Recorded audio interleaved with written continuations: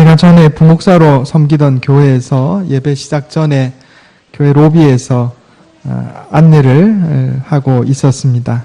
그때 나이 지긋하신 여성도분이 예배를 드리기 위해서 교회에 오셨는데 예배당에 들어가시기 전에 두 손을 합장하고 절을 하시는 것을 보았습니다. 이제 이렇게 절을 이러고 이제 예배당 들어가시더라고요. 제가 이제 보면서 아마 전에 절에 다니셨나 보다 이런 생각을 했습니다. 그분의 모습을 보면서 우리가 예수님을 믿고 하나님의 백성이 되어도 우리가 과거에 가지고 있던 어떤 생활 습관이나 또 사고방식 이런 것들이 당장에 모두 바뀌는 것은 아니구나 이런 생각을 했습니다. 그래서 우리가 자칫 잘못하면 예수 그리스도를 믿는다 하면서 과거의 생활 습관이나 생각 이런 것들을 버리지 않으면 잘못하면 종교 혼합 현상이 일어날 수 있다 하는 겁니다. 우리 삶에 종교 혼합 현상이 일어날 수 있어요. 하나님께서 모세를 통해서 이스라엘 백성들을 가나안 땅으로 이끌어 들이셨어요. 제가 전에 그런 말씀 드렸어요. 시내산에서 하나님과 이스라엘 백성이 영적 결혼식을 올렸다 그랬어요. 그런데 이 시내산에서 하나님께서 이스라엘 백성에게 율법을 주시고 그리고 성막, 그죠? 성막을 주시고 또 제사법을 주셨습니다. 그래서 하나님을 어떻게 하면 하나님 말씀대로 살고 어떻게 하면 우리가 하나님을 만날 수 있고 또 하나님께 나아갈 수 있는가 이거를 가르쳐 주셨는데 이것을 배우고 또 광야 생활 가운데 여러 가지 교훈을 얻었음에도 불구하고 이스라엘 백성들이 가나안 땅에 들어갔을 때 하나님을 잘 섬겼냐 하면은 별로 그렇지 않아요. 우상 숭배도 많이 하고 또 하나님을 섬기는데 우상을 섬기듯이 우상을 숭배하듯이 그렇게 신앙생활한 경우가 많았습니다. 그 한 예가 열왕기상 18장에 나오는 엘리야와 바알 선지자들의 대결입니다. 이 바알과 아세라 신은 남신 여신이에요. 당시 고대 근동 지역의 대표적인 농경신입니다. 농경신. 그러니까 바알과 아세라를 잘 섬기면 곡식, 풍요로운 소출을 얻을 수 있고 잘 살게 된다. 이제 그런 거였죠. 그래서 바알신, 아세라신이 이렇게 있었어요. 그런데 엘리야가 이스라엘 백성들에게 말합니다. 여호와가 진짜 하나님이시면 여호와 하나님을 섬길 것이요. 바알이 진짜 하나님이면 그를 섬겨라. 그리고 당시 악한 왕 아합에게 대결을 제안합니다. 갈멜산에서 바알 선지자, 아세라 선지자 다 데리고 와라. 그리고 나와 대결하자. 그래서 갈멜산에서 바알 선지자 450명, 아세라 선지자 400명, 동합 850명하고 엘리야 1명하고 대결을 펼칩니다. 우리가 이 이야기 잘 알고 있어요. 그죠? 제단을 쌓아가지고 바알 선지자가 춤을 추면서 기도하고 또 그것도 안 되니까 막 칼로 자기 몸을 자해를 합니다. 그래도 하늘에서 불이 떨어지지 않아요. 그런데 엘리야 선지자가 하나님 앞에 기도하니까 하나님께로부터 하늘에서 불이 떨어져가지고 제단을 다 태우고 심지어 제단 주위에 도랑을 파서 물을 부은 그 물까지 다 증발해 버리고 말았습니다. 자, 그러면 엘리야 선지자가 이겼으니까 이스라엘 백성들이 하나님이 여호와가 참 하나님이시구나. 그리고 하나님을 섬겨야 하는데 과연 그렇게 했나? 유감스럽게도 그렇지 않아요. 그렇지 않고 아합의 부인, 자, 이방 여자로서 바알과 아세라 우상 숭배를 가지고 들어왔던 아세라, 바알과 아세라 우상 숭배를 가지고 왔던 이세벨이 엘리야를 잡아 죽이려고 합니다. 그래서 엘리야가 도망가요. 또 그러면 일반 백성들은 하나님을 잘 섬겼냐? 그렇지 않아요. 그때 당시에 이 유물을 이렇게 파다 보면 뭐가 나오냐면은 토기 파편. 옛날 사람들이 이렇게 항아리 쓰지 않았습니까? 항아리가 깨지면 그 깨진 항아리를 그냥 버리지 않고 이걸 뭘로 썼냐면 기록하는 용도로 썼어요. 옛날엔 종이가 귀했기 때문에 양피지도 귀하죠. 그러니까 토기 파편에다가 이렇게 새겨가지고 글을 썼는데 여기에 이제 보면 그 토기 파편의 글들 중에 여러 가지 계약 문서들도 나오고 사람 이름도 나오고 그럽니다. 그런데 거기에 뭐가 나오냐면은 이런 글이 나와요. 여호와와 그의 아세라. 여호와와 그의 아세라. 무슨 얘기예요? 원래는 바알신하고 아세라신이 남신 여신이에요. 그래서 우상 숭배를 했는데 엘리야 선지자가 갈멜산에서 대결을 해갖고 바알 선지자, 아세라 선지자를 이기고 바알 선지자 450명을 다 죽여버렸어요. 그러면 이스라엘 백성들이 하나님만 섬겨야 되는데 어떻게 했어요? 바알 빼고 여호와를 집어넣었어요. 그래서 종교 혼합이 일어났다 하는 겁니다. 종교 혼합이. 이것이 구약시대만 있었던 일이 아니고 오늘날 우리에게도 이런 일이 일어날 수 있다 하는 겁니다. 우리가 예수 믿기 전에는 뭘 신으로 섬기고 살았어요? 다른 종교 섬겼던 사람도 있겠지만은 보통 세상 사람들이 뭘 신으로 섬기고 사냐면 돈, 재물, 그죠? 돈과 명예와 권력을 그냥 인생의 목표로 삼고 그걸 우상으로 삼고 살아요. 그런데 예수를 믿은 후에도 그거 버리지 못하고 돈이 있는 자리에다가 하나님을 집어넣기를 하는데 하나님이 내게 돈 주시는 분으로 종교 혼합 현상이 일어날 수 있다 하는 겁니다. 오늘 본문 말씀은 이와 관련이 있어요. 법궤에 관한 이야기입니다. 이 법궤라고 하는 것은 아까 말씀드린 것처럼 시내산에서 하나님께서 이스라엘 백성과 영적인 결혼식을 올리실 때 율법을 내려주시고 성막 짓는 법을 가르쳐 주셔서 성막을 만들게 하시고 그리고 제사법을 가르쳐 주셨는데 이 성막 만들 때 하나님께서 만들라고 하신 것이 법궤입니다. 법궤라고도 하고 언약궤라고도 하고 여호와의 궤라고도 하고 이름이 여러 가지로 불리는데 또 성궤라고도 하고 이 법궤는 한마디로 말하면 하나님이 임재하시는 하나님 임재의 상징이에요. 우리말로 하면 가마 비슷한 겁니다. 가마. 하나님이 타고 다니시는 가마. 그런데 이 법궤 안에 세 가지가 들어갑니다. 뭐가 들어가요? 괴짝인데, 그죠? 첫째, 10계명이 기록된 두 돌판. 또 뭐가 들어가죠? 만나가든 항아리.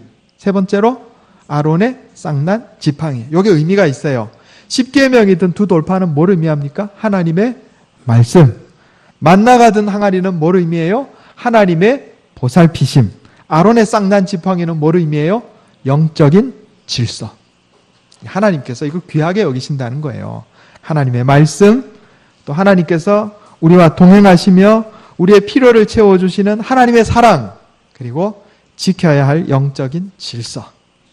자, 이 법궤가 이스라엘 백성들이 가나안 땅에 들어와서도 계속 법궤가 보존이 되었어요. 그런데 유감스럽게도 사사시대가 끝나갈 즈음에 엘리 제사장 시절에 이스라엘 백성들이 블레셋하고 전쟁을 하다가 블레셋과의 전쟁에서 이게 지게 생겼단 말이에요. 그러니까 실로에 있는 법궤를 가져오라. 그래서 법궤를 가져갔는데 블레셋한테 빼앗겼어요. 법궤를 빼앗겼어요. 하나님의 임재를 상징하는 법궤를 블레셋에게 빼앗겼어요. 그래서 블레셋 성 여기저기 돌다가 블레셋 성읍에 하나님께서 재앙을 내리시니까 할 수 없이 블레셋 사람들이 다시 이 법궤를 이스라엘 지역으로 다시 보냈는데 누구의 집에 들어갔냐면 아비나답의 집에 들어가서 70년 동안 보관이 됩니다. 약 70여 년. 그리고 나서 사울 왕이 죽고 다윗이 이스라엘의 왕으로 등극한 상황이에요. 그래서 지금 다윗 왕이 이스라엘 왕이 되고 난 다음에 제일 먼저 한 게 뭐냐면 당시까지 아직 예루살렘 성이 이방 민족의 지배하에 있었는데 예루살렘 성을 쳐들어가서 예루살렘 성을 빼앗은 것이었고 그 다음에 다윗이 뭘 하려고 했냐면 아비나답의 집에 안치되어 있던 하나님의 법궤, 이 법궤를 가지고 와서 예루살렘 성에 놓으려고 한 겁니다.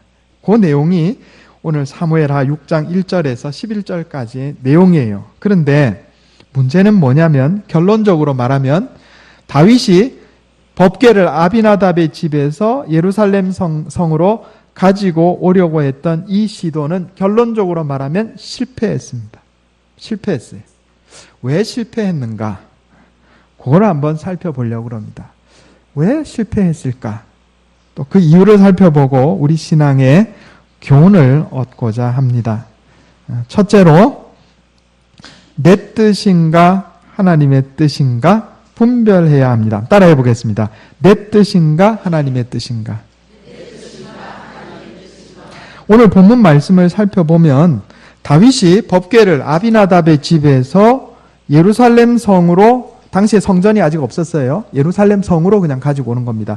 예루살렘 성으로 법궤를 모셔오는 일에 대해서 하나님께 여쭈어 보았다는 기록이 전혀 없습니다. 다윗이요, 하나님께 여쭤보지 않아요. 사실 다윗이 아주 훌륭한 신앙인입니다. 그래서 인생의 중요한 일, 또 그가 살아가면서 위기가 닥쳤을 때 항상 다윗은 하나님께 여쭈어보고 하나님께서 대답하시는 쪽으로 항상 갔어요. 그런데 유감스럽게도 오늘 이 법궤를 옮기는 이 일에 있어서는 다윗이 하나님께 여쭤보질 않아요. 왜 그랬을까? 왜 그랬을까? 사무엘상 4장에 보면 처음에 이스라엘 백성들이 하나님의 법궤를 빼앗길 때 상황이 기록이 되어 있습니다. 이거 한번 우리 살펴보겠습니다. 사무엘상 4장 3절. 구약성경 413페이지입니다. 사무엘상 4장 3절.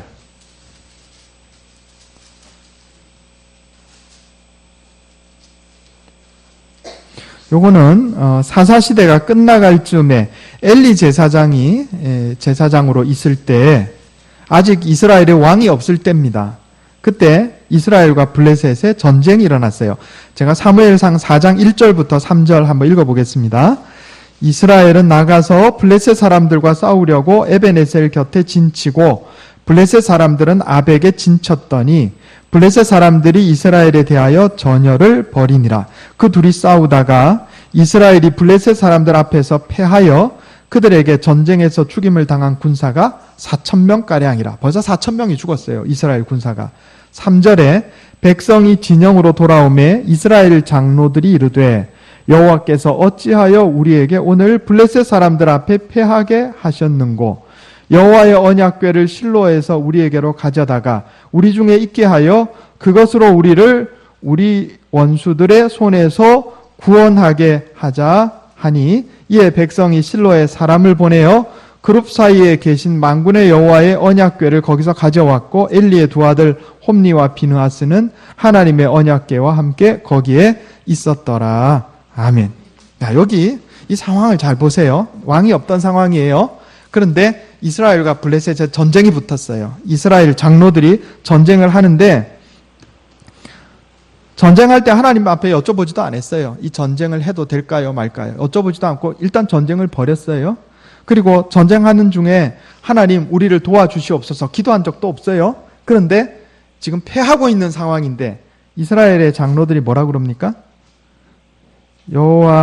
여호와께서 어찌하여 우리에게 오늘 블레셋 사람들 앞에 패하게 하셨는고. 언제 하나님한테 도와달라고 한 적 있어요? 전쟁해도 되냐고 여쭤본 적 있어요? 없죠? 그런데 뭐라 그래요? 잘 되면 내 탓. 문제가 생기면 누구 탓이에요? 하나님 탓. 예, 우리 옛날 속담에 잘 되면 내 탓, 못 되면 조상 탓 그러는데 여기 지금 잘 되면 내 탓, 못 되면 하나님 탓. 언제 하나님한테 전쟁 시작해도 되냐고 여쭤보기나 했어요? 전쟁 시작 전에 하나님 우리를 도와주시옵소서 기도한 적 있어요? 없죠? 없는데 문제가 생기니까 하나님이 왜 우리를 패하게 하시는 거 이러고 앉았다고요 지금. 그리고 뭐 해요? 법궤 가지고 와. 법궤 가져와. 법궤를 가져와도 될까요? 묻지도 않아요 하나님께. 법궤 가져와. 그리고 법궤 가져와서 이 법궤로 하여금 우리를 우리 원수들 손에서 구원하게 하자.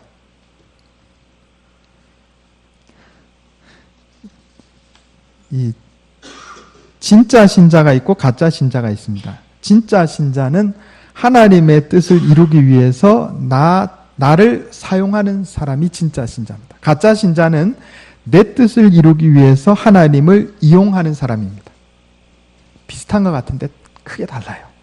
따라해 보겠습니다. 진짜 신자는 하나님의 뜻을 이루기 위해서 나를 사용하는 사람이고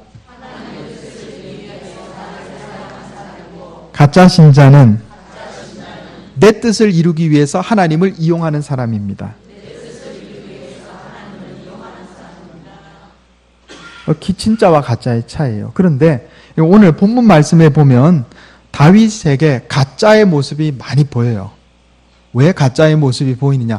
아이 목사님 법궤 시골 구석에 그냥 거기 이렇게 아무렇게나 함부로 놓아져 있는 법궤 새로 만든 수도 예루살렘 성으로 가져오는 거 당연히 하나님께서 기뻐하실 거 아닙니까? 우리 일반적으로 그렇게 생각이 되잖아요. 그죠?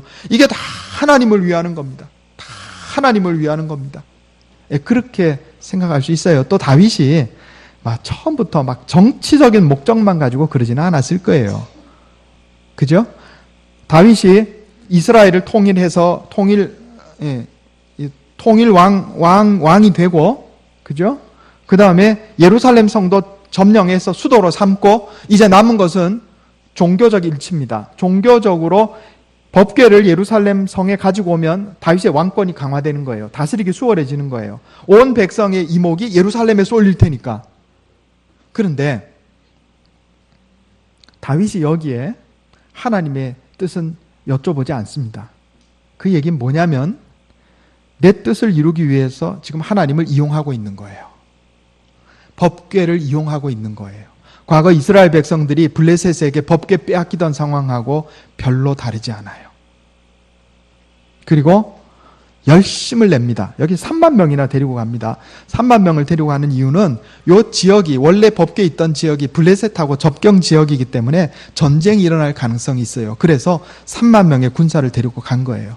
그리고 악사들도 데리고 가가지고 그 법궤를 싣고 오는 수레 앞에다가 세워서 막 찬양하면서 아주 거창하게 법궤 메고 옵니다. 온 백성들 다 봐라. 3만 명의 군사를 동원하고 그 군사들 눈앞에서 말이죠. 또 악사들을 동원해서 거창하고 화려하게 법궤 운송식을 거행한 거예요. 그런데 거기에 하나님의 뜻은 묻지 않았단 말입니다. 내 뜻을 이루기 위해서 하나님을 이용하고 있어요. 하나님께서는 이 일을 기뻐하지 않으셨습니다. 기뻐하지 않으셨어요. 내 뜻하고 하나님의 뜻하고 이렇게 헷갈리는 사람들 간혹 있어요. 제가 전에 어떤 그런 얘기 들은 적이 있어요. 교회 잘 나오던 학생이 고3이 되니까 교회를 안 나와. 교회를 왜 안 나오나 봤더니 물어보니까 대답을 이렇게 하는 거예요. 예수 믿는 학생이 대학에 떨어지면 하나님의 영광 가릴 것 같아가지고 내가 대학에 붙어야 하나님께 영광 돌리고 그래서 내가 대학 붙으면 교회 나오겠습니다. 이게 자기 뜻이에요? 하나님 뜻이에요? 자기 뜻이에요. 그죠? 자기 뜻이에요. 언제 하나님이 대학 붙는 게 하나님께 영광 돌리는 거라 언제 하나님이 그래 말씀하셨어요? 하나님께 나와서 예배드리는 것을 하나님께서 귀하게 여기신다고 성경에 그렇게 말씀하는데 자기 생각이죠. 그죠? 그러니까 자기 뜻을 이루기 위해서 하나님을 이용하고 있는 거예요. 우리가 잘못하면 이렇게 돼요. 여러분, 이 학생의 우상은 뭘까요? 대학 합격이 우상이에요. 그죠? 그런데 요거를 아주 교묘한 방식으로 우상 숭배하고 있는 거예요. 대학 합격과 하나님을 섬기는 것을 비슷한 선상에 놓고 살짝 대학 합격하는 것을 하나님께 예배드리는 것보다 올려놨어요. 요게 종교 혼합입니다. 다른 게 종교 혼합이 아니라. 아니 내가 직장에 취직을 잘해야 하나님께 영광 돌리지 않겠어요. 내 생각이죠. 이게 이제 우스갯소리로 가끔 제가 그런 성경 공부하면서 그런 얘기 하잖아요. 마태, 마가, 누가, 요한복음이 있는데 여기 사람들이 복음서를 하나 더 만들었다고. 무슨 복음서 만들었어요? 지가복음. 지가복음. 지 생각에. 그래서 하나님께서 다윗의 법궤 운송, 1차 법궤 운송을 허락하지 않으셨어요. 내가 언제 내 자리 옮기고 싶다고 그랬어. 네 좋은 대로 지금 하는 거지. 네 왕권 강화하려고 온 백성 군사 데려다가 온 백성 눈앞에서 악사 불러다가 네 맘대로 지금 하고 있는 거 아니냐. 그래서 하나님께서 소가 미끄러지게 하셨습니다. 여기 소가 뛰었다 그랬는데요. 원래 단어가 샤마트라는 단어인데 미끄러지다, 걸려 넘어지다 이런 뜻이에요.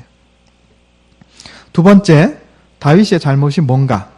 따라해 보겠습니다. 내 습관대로인가? 하나님의 방식대로인가? 자, 일단 법궤를 모시고 오른 것도 하나님께 여쭤보지도 않고 자기 마음대로 한 데다가 법궤를 운송하는 방식도 자기 마음대로 했어요. 원래 법궤는요, 제사장들이 매게 되어 있는 겁니다. 이 법궤에 이렇게 고리가 있어서 이 고리를 이 채를 이렇게 집어넣어서 이 제사장들이 매게 되어 있는 거예요. 그런데 다윗이 지금 어떻게 했어요? 소가 끄는 수레에 법궤를 얹어가지고 이걸 운송을 하고 있습니다. 어디서 본 걸까요? 블레셋 사람들이 하던 방식이에요. 블레셋 사람들이 법궤를 빼앗아 가가지고 법궤를 운송하던 방식이 소가 끄는 수레에다가 법궤를 올렸다고요. 아마 당시에 그 이방 민족들이 신상이나 이런 걸 운반하는 방식이었을 거예요. 다윗이 하나님의 말씀을 몰랐을까? 원래 이스라엘의 법에, 하나님께서 주신 법에 왕 옆에는 말씀 두루마기를 항상 가져다 놓고 왕이 열심히 읽게 되어 있었어요. 그런데 다윗이 그거 안 했던 것 같아요. 또 읽었다 하더라도 그 소홀히 한 것 같아요. 말씀대로 하는 거를. 그러니까 하나님께서 기뻐하지 않으셨죠. 아니, 블레셋은 그렇게 옮겼는데 블레셋은 하나님의 말씀을 모르는 이방민족이고 이스라엘은 이미 하나님께서 말씀을 주시고 또 과거에 제사장들이 법궤를 메고 다닌 역사 기록이 있는데 왜 다윗이 그걸 몰랐을까요? 그냥 세상 사람들 하는 대로 따라한 거예요. 그런데 그 하나님께서 기뻐하지 않으셨어요. 우리가 이거 잘 생각해야 됩니다. 우리가 하나님께 예배드리는 방식, 하나님을 섬기는 방식, 여러분 이 방식도 내 마음대로 하면 안 돼요. 내 마음대로 하면 안 돼요. 전에 한 8, 90년대 열린 예배 엄청 유행했었습니다. 예배 이름이 열린 예배예요. 제가 그걸 이해를 합니다. 목적을 이해를 합니다. 목적이 예수를 잘 알지 못하는 교회에 좀 이렇게 거부감을 느끼는 세상 사람들 복음을 전하기 위해서 교회 문을 좀 더 열자. 그래서 이름을 열린 예배 붙이고 예배 형식을 막 파괴합니다. 사도신경도 안 하고, 그죠? 처음에 찬양부터 시작해갖고 중간에 그냥 나와서 설교하고 들어가고, 그리고 뭐 그런 식으로 예배 형식이 막 무너졌어요. 좋습니다. 목적은 좋아요. 복음 전하자고. 그런데 여러분, 다윗이 지금 법궤를 옮기려고 예루살렘 성으로 옮기려고 했을 때 그 목적이 꼭 나쁜 목적만 있었던 건 아니에요. 그죠?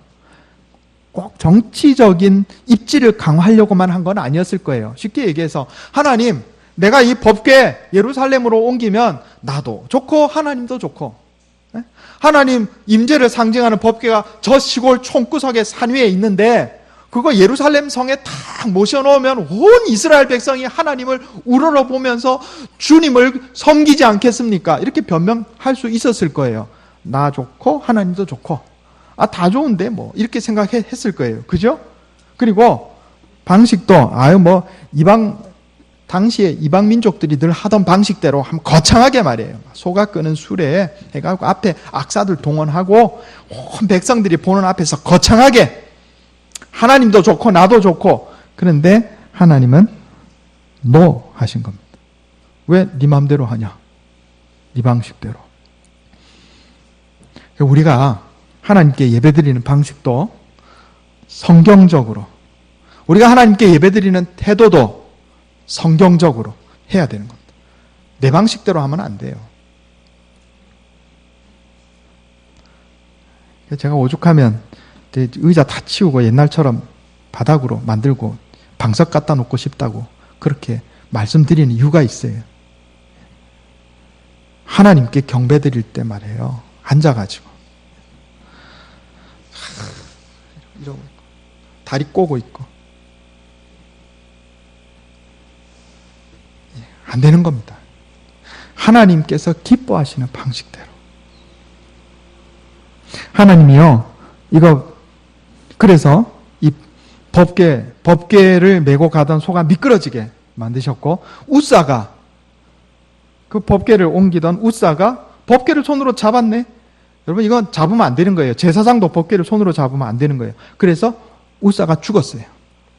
자, 오늘 말씀과 관련된 역대상 15장 11절 한번 보겠습니다. 역대상 15장 11절.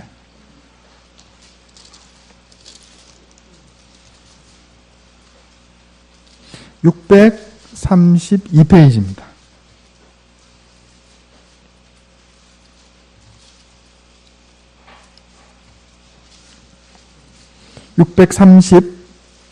(632페이지) 역대상 15장 11절부터 13절까지 제가 읽겠습니다. 눈으로 한번 따라 읽어주시기 바랍니다. 여기 역대상 15장 11절은 2차 법궤 운송이에요. 그러니까 첫 번째 실패하고 나서 두 번째 다윗이 마음을 새롭게 하고 다시 법궤를 모시는데 그때 하나님이 허락해 주세요. 그 내용이 나옵니다. 역대상 15장 11절에 제가 읽겠습니다. 다윗이 제사장 사독과 아비아다를 부르고 또 레위 사람 우리엘과 아사야와 요엘과 스마야와 엘리알과 암미나답을 불러 그들에게 이르되 너희는 레위 사람의 지도자이니 너희와 너희 형제는 몸을 성결하게 하고 내가 마련한 곳으로 이스라엘의 하나님 여호와의 궤를 메어 올리라. 전에는 너희가 제사장들이 매지 않았으므로 우리 하나님 여호와께서 우리를 찢으셨으니 이는 우리가 규례대로 그에게 구하지 아니하였음이라 하니. 아멘. 다윗이 회개하고 하나님 말씀에 기록된 대로 하나님께서 명령하신 대로 제사장들이 법궤를 메게 하니까 하나님께서 이 법궤 운송을 허락하신 거예요. 하나님의 뜻을 구해야 되고 하나님의 방식대로 해야 돼요. 요거는 우리가 예배드릴 때도 그렇게 해야 되고 신앙생활 할 때도 그렇게 해야 되고 일상생활 할 때도 그렇게 해야 돼요. 그저 내 짐작에 하나님께서 기뻐하실 것 같은데 이걸로는 안 됩니다. 나중에 법궤가 예루살렘 성에 들어가고 난 다음에 다윗이 나단 선지자에게 뭐라고 얘기하냐면 나는 이 백향목 궁궐에 거하는데 하나님은 마땅한 성전이 없다. 내가 성전을 짓고 싶다. 이렇게 얘기를 해요. 그러니까 나단이 하나님 앞에 가서 여쭙습니다. 하나님, 다윗 왕이 성전을 짓고 싶어 하는데 하나님 허락하시렵니까? 하나님 허락했어요? 안 했어요? 허락 안 하셨어요. 왜 안 하셨을까요? 아니, 예루살렘 성전을 짓겠다는데 다른 것도 아니고 하나님께 영광 돌리는 일을 하겠다는데 그런데 하나님 뭐라고 하셨어요? 너 안 된다. 너 안 되고 네 아들 네 짓게 해라. 자, 우리가 잘 생각해야 됩니다. 내가 생각할 때 내 지레짐작으로 하나님 기뻐하시리라 이래 생각하고 일을 막 하면 된다 안 된다? 안 된다. 여쭤봐야 돼. 하나님 정말 기뻐하시는가? 열심이 중요하긴 해요. 예, 열심 내는 게 중요합니다. 그러나 그 열심보다 더 중요한 게 뭐냐면 하나님의 뜻인가 아닌가예요. 다윗은요, 하나님께서 기뻐하시지도 않는 법궤 운송을 시작했고 또 하나님께서 정해놓으신 방식도 아니라 자기 마음대로 세상 방식 가져와가지고 법궤를 움직였다 하는 겁니다. 그래 실패했어요. 바로 이 경험으로 다윗은 더욱 하나님의 말씀을 가까이 하게 된 것 같아요. 그 이후로. 그래서 시편 119편에 보면 다윗이 그 이후에 하나님 말씀을 얼마나 사모하는지 여러 가지 내용이 기록되어 있어요. 시편 119편에 보면 나중에 집에 가셔서 시편 119편 굉장히 길거든요. 전부 한번 읽어보세요. 제가 몇 가지만 한번 말씀드리겠습니다. 행위가 온전하여 여호와의 율법을 따라 행하는 자들은 복이 있으며 내가 주께 범죄하지 아니하려 하여 주의 말씀을 내 마음에 두었나이다. 고난당한 것이 내게 유익이라 이로 말미암아 내가 주의 율례들을 배우게 되었나이다. 다윗이 좋은 점이 실패를 통해서 배워요.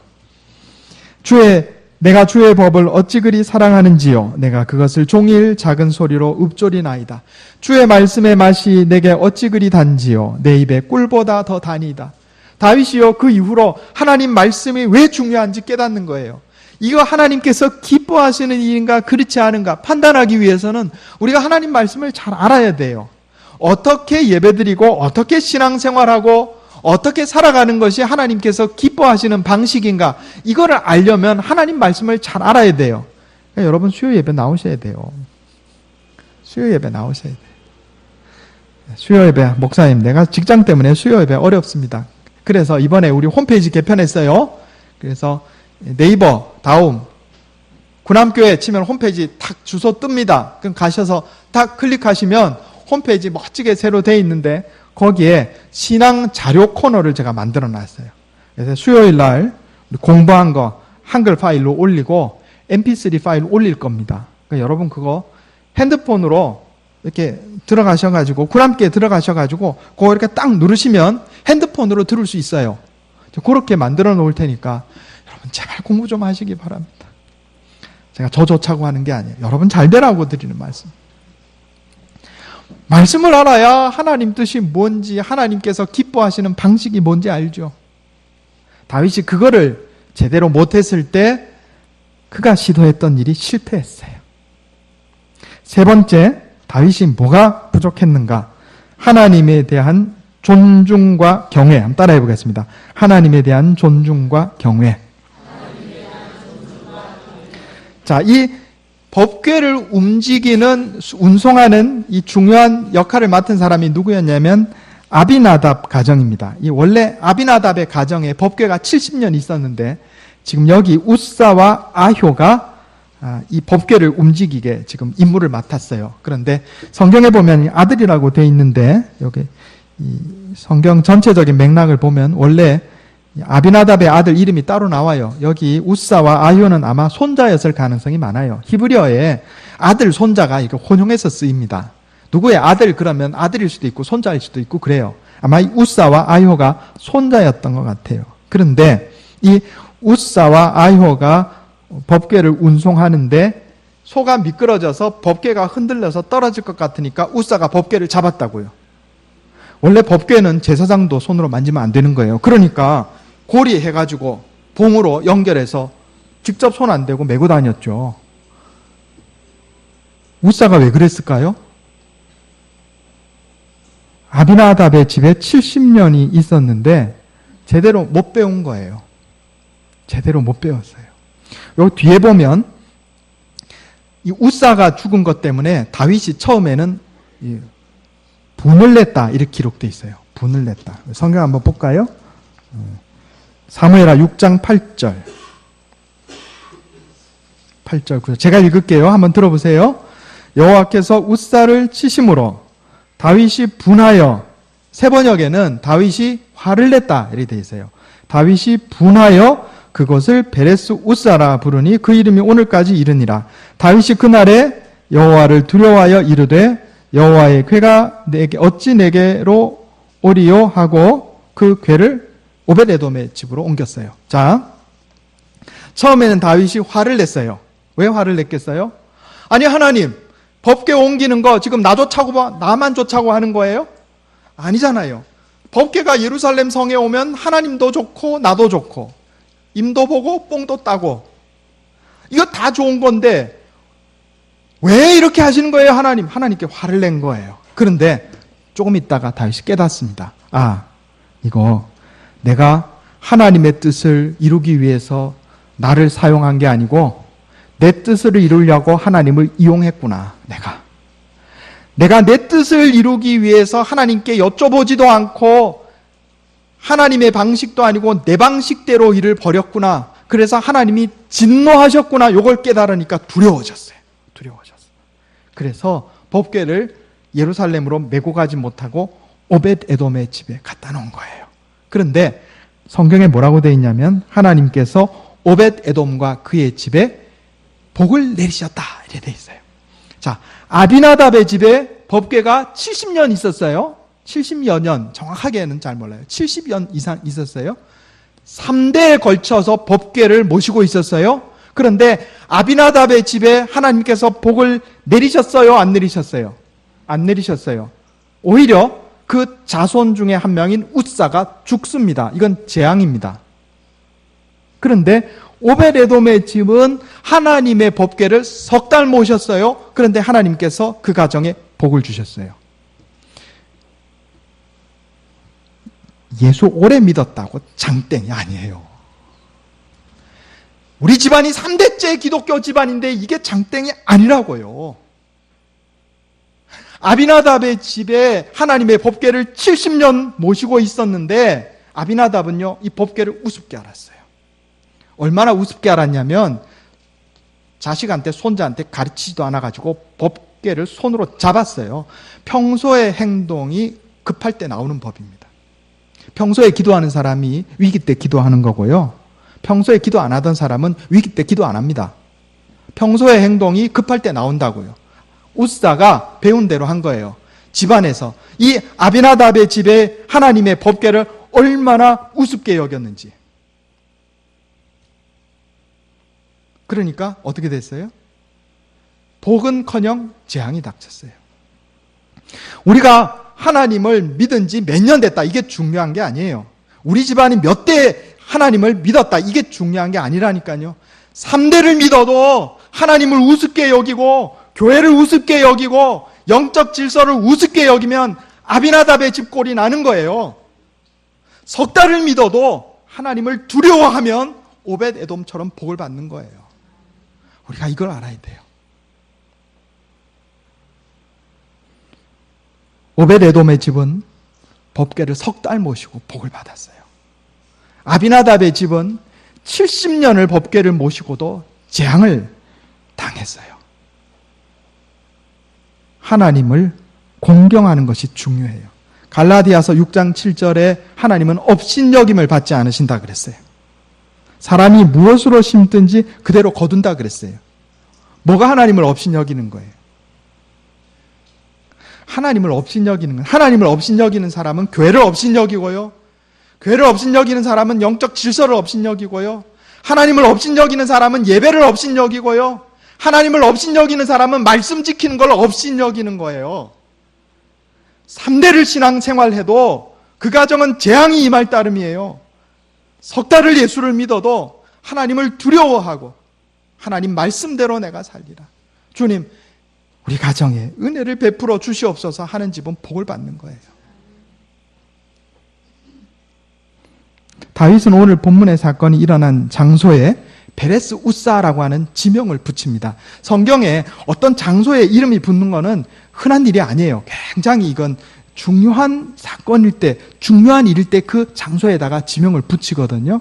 다윗이 이 사건으로 깨달은 거예요. 우사라는 말, 사람 이름이기도 한데 히브리어 원래의 뜻이 뭐냐면 고집이라는 뜻입니다. 고집.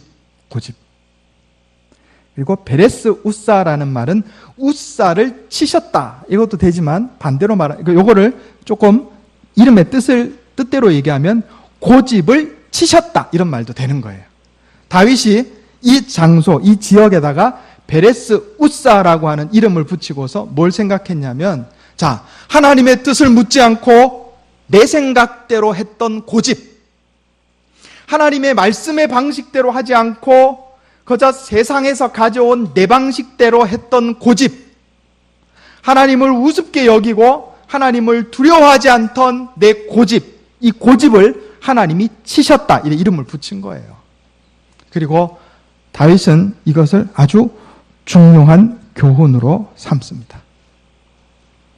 우리 시편 1편 1절에서 3절 한번 읽어보겠습니다. 시편은 많은 양이 다윗이 기록을 했어요. 시편 1편 1절에서 3절. 제가 읽겠습니다. 805페이지입니다. 시편 1편 1절에서 3절. 제가 읽겠습니다. 복 있는 사람은 악인들의 꾀를 따르지 아니하며 죄인들의 길에 서지 아니하며 오만한 자들의 자리에 앉지 아니하고 오직 여호와의 율법을 즐거워하여 그의 율법을 주야로 묵상하는도다. 그는 시냇가에 심은 나무가 철을 따라 열매를 맺으며 그 잎사귀가 마르지 아니함 같으니 그가 하는 모든 일이 다 형통하리로다. 아멘. 사실 시편 1편은요, 시편 전체의 핵심 요약이라 이래 볼 수 있어요. 다윗이 뭐라고 고백합니까? 복 있는 사람의 특징, 첫째, 악인들의 꾀를 따르지 아니하며.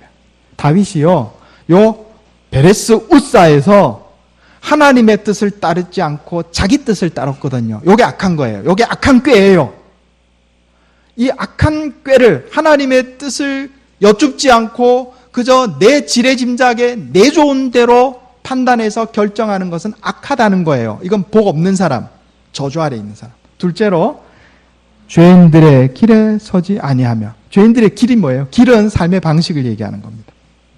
복 있는 사람은 하나님의 말씀의 법대로 신앙생활하고 예배드리고 하나님의 말씀의 법대로 살아가지 세상 방식대로 살지 않는다, 이런 얘기입니다. 그죠? 죄인들의 길에, 죄인들의 삶의 방식의 길에 서지 않는다, 이런 뜻이에요. 마지막에 뭐예요? 오만한 자들의 자리에 앉지 아니하고. 복 있는 사람은 하나님을 두려워해요. 하나님을 업신여기지 않는다고요. 망하는 사람은 어떤 사람이에요? 하나님을 업신여겨요. 오만한 자예요, 그가. 그런 자는 망한다 하는 거예요. 복 있는 사람은 하나님의 뜻을 구하고 하나님의 말씀의 방식대로 예배드리고 신앙생활하고 일상생활을 살며 그리고 하나님을 두려워하며 하나님을 공경하는 자, 하나님 앞에서 겸손하게 사는 자가 복 있는 자다 하는 겁니다. 다윗은 이 베레스 우사의 일을 교훈으로 삼아서 시편 1편 1절에서 3절의 말씀대로 살려고 애를 썼습니다. 하나님께서 그에게 복을 주셨어요. 저와 여러분도 하나님의 뜻을 구하고 하나님의 말씀의 방식대로 하나님을 섬기고 살며 또 하나님 앞에서 겸손하게 주님을 경외하는 삶을 살아서 하나님 주시는 평안과 복을 누리는 저와 여러분 다 되시기를 예수님의 이름으로 축원합니다. 기도하겠습니다. 하나님 아버지, 다윗이 하나님의 법궤를 옮기려고 시도했지만 베레스 우사에서 실패한 것을 보았습니다. 그가 하나님의 뜻을 구한 것이 아니라 자기 뜻을 구하였고 자기 일을 위해서 하나님을 이용하려 했을 때 하나님께서 거절하신 것을 보았습니다. 또 하나님의 방식을 존중하지 않고 세상 방식대로 자기 생각대로 법궤를 움직이려 했을 때 하나님이 거절하신 것을 보았습니다. 하나님의 법궤를 우습게 여기고 또 하나님을 업신여겼을 때 그 일이 실패한 것을 보았습니다. 하나님, 우리도 다윗처럼 베레스 우사의 교훈을 얻어서 하나님의 뜻을 구하며 하나님의 말씀의 방식대로 신앙생활하고 살며 또 하나님을 두려워하여 주님 말씀대로 순종하며 사는 백성들 다 되게 해 주시옵소서. 이것이 내 힘과 능력으로 되지 않음을 고백합니다.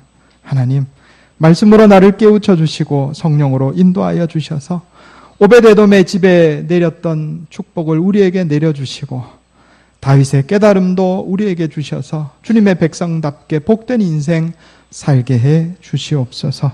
우리 주 예수님의 이름으로 간절히 기도하옵나이다. 아멘.